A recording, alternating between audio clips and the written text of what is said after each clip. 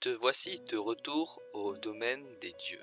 Tu as une chance immense. Tu as rendez-vous avec le plus puissant d'entre eux, Humé, le dieu du destin, et la première chose à n'avoir jamais existé. Tu marches et arrives dans la chambre de velours. Son antre. Un air d'opéra est joué en fond, tandis que deux jumelles t'accueillent.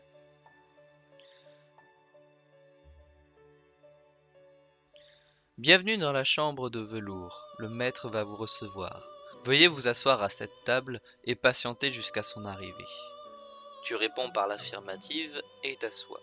Il y a un set de thé qui semble être pour toi, mais la tasse est vide. Elle finit cependant par se remplir à l'arrivée du dieu en question. Ce thé semble-t-il être à votre goût? Eh bien, oui, il a l'air délicieux. Mais comment se fait-il que le thé soit apparu dans la tasse? Tu te doutes bien qu'il s'agit de magie, mais tu veux en savoir plus, pas vrai? Oui, je suis de nature très curieuse, alors je voudrais savoir. Il s'agit de la magie du destin. Le destin de cette tasse était d'être remplie pour que tu puisses y boire, alors elle l'a été. Cela sert donc à accorder la réalité à vos souhaits? Non, à ce qui doit être fait, cher invité.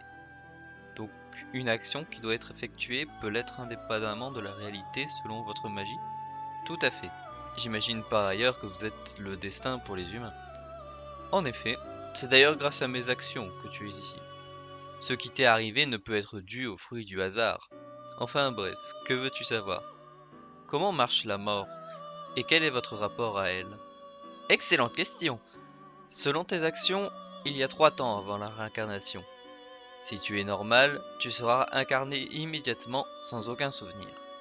Si tu es un criminel normal, tu seras réincarné au bout de 200 ans, avec la désagréable impression d'avoir fait quelque chose de mal. Et si tu as encore pire que ça, il reste la réquisition par le monde des démons, et sinon, tu renaîtras après 600 ans en sachant pertinemment que tu es un criminel. Réquisition par le monde des démons? Oui, c'est ça. En gros, les plus grands criminels de l'histoire peuvent être réquisitionnés par l'armée des démons pour gonfler leur rang. Nous, les dieux, pouvons aussi le faire, c'est le cas de pas mal de monde ici. Beethoven est d'ailleurs en train de jouer la musique de ces lieux nommés Aria des âmes. Beethoven?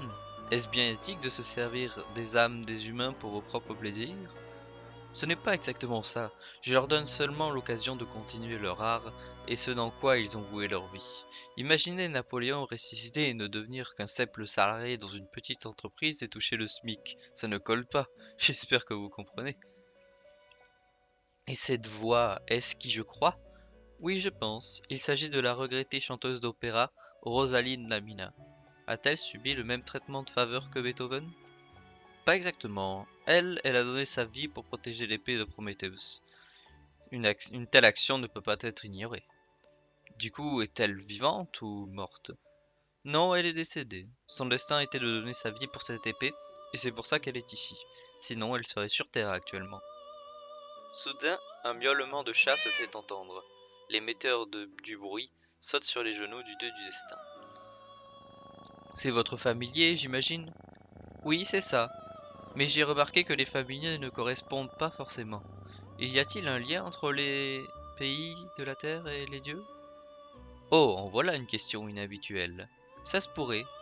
Young serait coréen, Flamaria française, Kalkos grec, Floresta italienne, Raijin japonais, Shui chinois et Sinistra allemande. Et vous? Cela ne se voit-il pas assez? Anglais, évidemment. D'ailleurs, l'anglais est le plus proche de la langue des dieux. On pourrait presque dire que c'est la même. Je vois. Dites-moi, intervenez-vous sur Terre parfois? Oui, c'est assez rare, mais ça arrive. La dernière fois, c'était en 1945.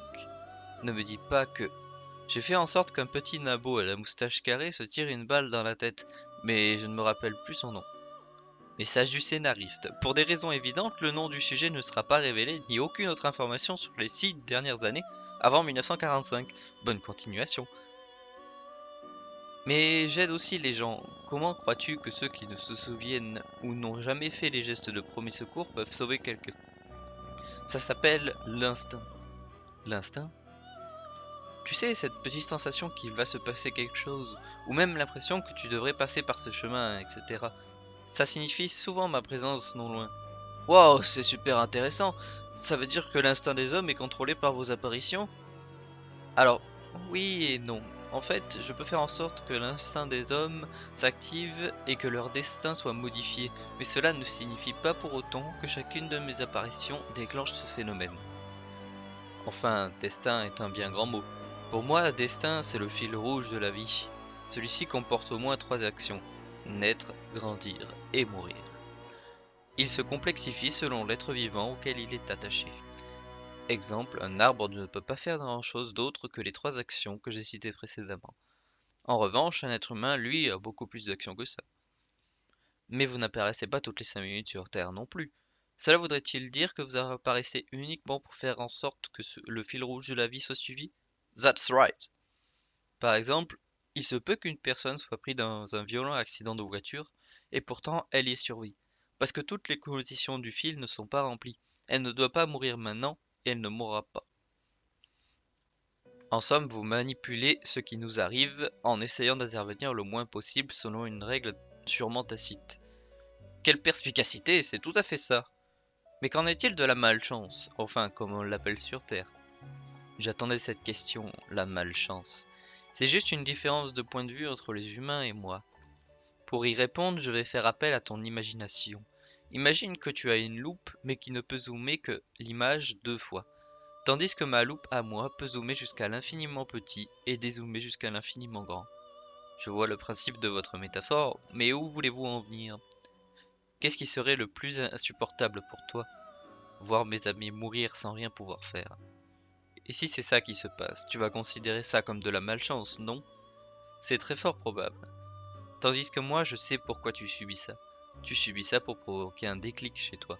Pour que tu passes au-dessus de ça et que tu deviennes plus fort. Tant que tu n'auras pas passé cette étape, tu resteras bloqué avec ce genre de situation face à toi. Tu vois ce que je veux te dire? Dans ce cas, cela signifie que la malchance n'est pas due au hasard, mais au destin. Correct. Mais ne t'en fais pas, il t'est actuellement impossible de voir les choses comme moi. Il te faudrait des millions d'années de vie et que tu rencontres quasiment toutes les personnes et créatures de toutes les planètes existantes pour avoir assez d'expérience pour comprendre le destin. Tu sais, même un des dieux a souffert de mes pouvoirs. Que dites-vous? C'est possible qu'un dieu ait souffert d'un destin tragique? Oui, et il s'agit de Raijin. Celui-ci a expérimenté la solitude durant très longtemps. Tous les dieux sont soit frères et sœurs, soit mari et femme, mais lui est seul. Pour dire, il a donné toute sa magie car il ne se sentait pas digne de cette puissance. C'est impossible. Et pourtant c'est vrai, je lui ai donné le pouvoir de lire le temps, mais cela a causé une dispute avec ses pairs qui l'ont banni du royaume divin. Ce fut très dur pour lui de revenir ici, mais je lui ai rendu ses pouvoirs, car son destin était d'être ici. C'est plutôt choquant d'entendre qu'un dieu lui-même a subi le courroux du destin. Je te l'accorde, mais encore une fois, c'est parce que tu es un humain. Ta vision des choses est beaucoup trop restreinte par rapport à celle d'êtres qui ont créé l'univers et qui peuvent le voir en entier d'un seul coup d'œil. Vous avez raison. Il est vrai que maintenant que vous le dites, il est très compliqué pour un humain de voir plus loin que son environnement de vie. Tu veux un exemple de ça? Pour toi, un pistolet est une arme mortelle. Et si je te dis que même si je te tire en pleine tête et que la balle transfère son crâne de part en part, tu ne mourras pas. Je suis prêt à essayer. Le dieu du destin sort un pistolet à percussion, semblable à ceux de 1820 environ. Il tire et la balle te transperce la tête sans douleur et sans laisser de traces. Et voilà, ton destin n'était pas de mourir ici. Et c'est même le chat qui t'a sauvé, pas moi. Comprends-tu comment fonctionnent les rouages du destin maintenant? Je vois, c'est tellement fascinant. Et je pourrais tirer des milliers de fois, ça ne marcherait pas. D'ailleurs, mon pistolet est déjà rechargé alors que je ne l'ai pas touché, car son dessin est de l'être pour être utilisé. Allez, notre rendez-vous est terminé, tu peux rentrer sur Terre maintenant.